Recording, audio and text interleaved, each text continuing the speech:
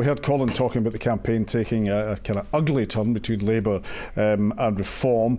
Here's what both sides were saying today. So it was Anas Sarwar that introduced sectarianism into Scottish politics, making it perfectly clear his priority was to a certain section of the community. All we've done is to put out the exact words spoken by him without any comment. We are going to get chancers and poisonous individuals like Nigel Farage that want to play on people's fears and divide our communities rather than actually deliver hope and change.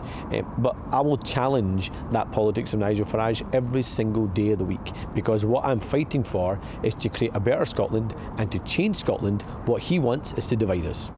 And is this not just the rough and tumble of politics? Will it cut through to the voters? No, well, I don't know if it'll cut through to the voters, but it's not just rough and tumble, it's racism, it's clearly racism. They are judging Anas Sarwar and thinking that he is carrying out his politics based on his heritage rather than based on what he wants for the whole of Scotland. And I'm not somebody that normally would stand up for Anas Sarwar. I'll give you a list of reasons not to vote for him, but that isn't one of them. And they said, Farage said there, we just put it out word for word. No, they didn't. They said that he was prioritising the Pakistani community over everybody else, and he did not say that. They said it, and it's just utterly disgusting. I'm really glad though that other parties, including the SNP, have reported this, and I think we've all got to take a stand, and we've got to keep taking a stand to get shot of this horrible scourge. We should say, of course, that Reform deny that it's racist, but well, they're wrong. Georgia, is it as poisonous as perhaps being made out? It's lazy politics, and it's fairly meaningless politics, really. There are plenty of things that the UK government have done over the last couple of months that profoundly impact Scots, that Nigel Farage could draw on. And I suppose the suggestion or advice that I would give is play the game, not the player, not the man. And Bernard, what about Nigel Farage's accusation that Labour are introducing sectarianism to Scottish politics, to Lanarkshire politics? I think I know where you're going with that, and I'm not going to go there. But what I'll say is this.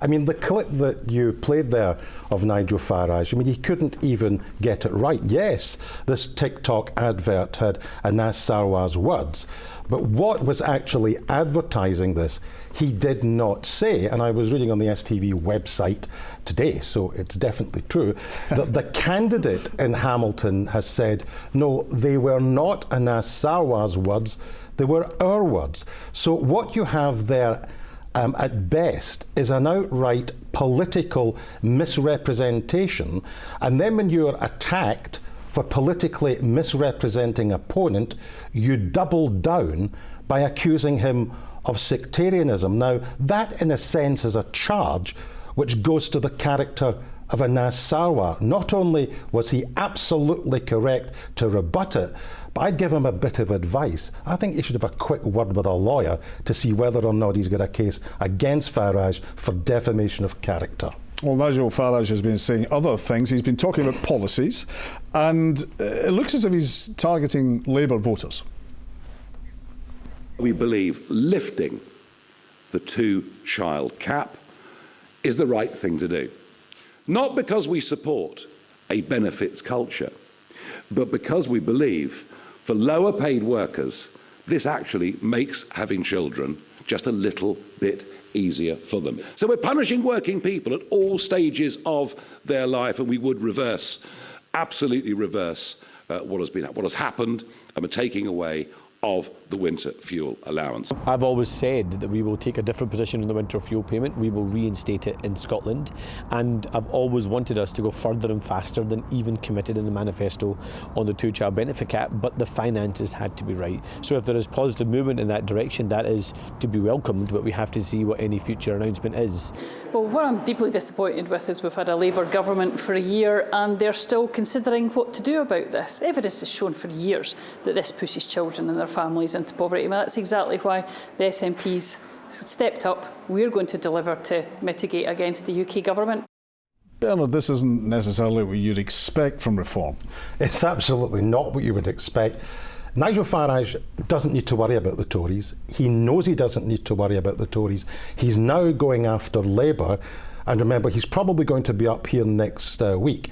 These policies are pitched at Labour voters, but they are ideologically opposed to where he really stands.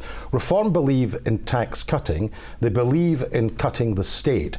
And if you don't have revenues through higher taxes in order to spend, then you cut public expenditure. These two policy announcements, which he's made today, would cost £5 billion.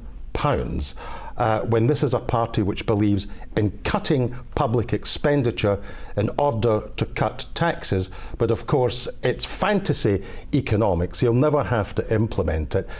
Raising the personal allowance to £20,000, most economists think the cost of that will be anywhere between 50 billion and 70 billion.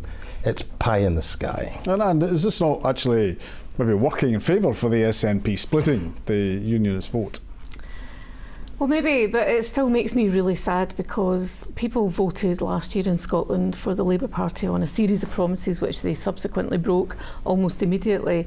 If people then eventually vote and get a reform government, they're not going to do what they said they were going to do, because as Bernard said, that is not where they are ideologically, and it's cynical just to get votes, but it's also another form of racism, because what they're saying is we need more people because the population is decreasing. We're doing this to get more people, but we don't want those immigrants coming in.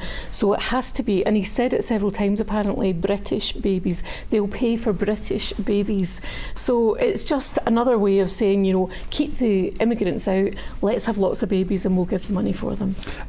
Georgia, should Anna Sarwar and indeed Keir Starmer be worried by this?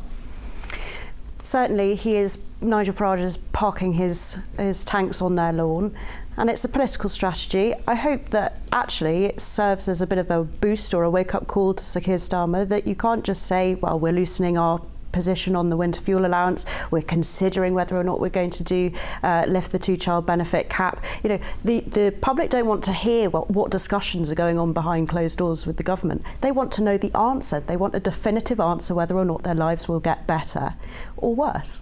And so perhaps this kind of political posturing may well push Sir Keir into a particular position. We heard in the clips, and we saw Nigel Farage, we saw Anna Sarwar, and then Shirley-Ann Somerville. The SNP kind of stepping back from this a wee bit, just letting the other two get on with it. Well, because the SNP has been consistent all along in saying that we are opposed to the two-child cap, we are opposed to cutting the winter fuel allowance, and now we're in a position to reform those in Scotland. But of course it's going to be costing us a lot of money, but we're going to do it because ideologically that's where the SNP is. So I think it's really just Shirley-Ann is just thinking, right, well, we're getting on with it.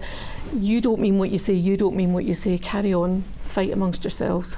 It certainly is beneficial to the SNP, this rise of reform. And, you know, there are placards around Hamilton at the moment when, you know, you need Nigel Farage. Well, the SNP need Nigel Farage possibly more than the people of Hamilton do, because it really is that sort of crunch time. It's the war of attrition between the unionist parties, and it's very beneficial to the SNP. Very briefly on that point, Bernard. Yeah, I mean, I think it does help, but I don't agree that the SNP are willing a vote for Reform UK. I do actually believe that people within the SNP would actually prefer Labour to come second than Reform UK, but there is no doubt the way the electoral calculus falls, big vote for Reform UK, bad news for Labour, catastrophic news for the Tories.